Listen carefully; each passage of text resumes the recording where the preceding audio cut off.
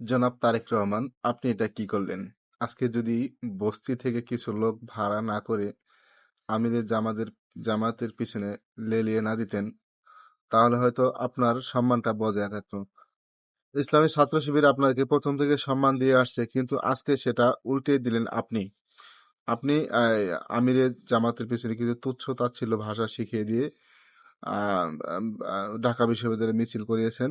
উল্টো দেখুন, সন্ধ্যার পরে ইসলামী ছাত্র শিবির আপনার বিরুদ্ধে একই রকম মিছিল তারা হাজার হাজার মানুষ নিয়ে করলো। আপনারা হয়তো দু চারশো মানুষ নিয়ে করছেন, ওরা হাজার হাজার কয়েক হাজার মানুষ নিয়ে মিছিল করেছে।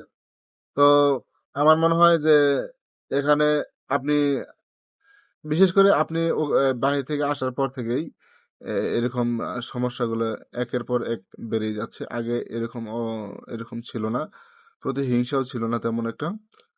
রাজনীতিতে একটু একটু থাকবেই, এটা স্বাভাবিক, কিন্তু আজকে যেটা অনাকাঙ্ক্ষিতভাবে আপনারা ঘটিয়েছেন তার জবাব আহ, ইসলামী ছাত্র শিবিরের পক্ষ থেকে দেওয়া হয়েছে। তবে আশা করি এখান থেকে আমাদের সবারই শিক্ষা নেওয়া উচিত। ধন্যবাদ সবাইকে।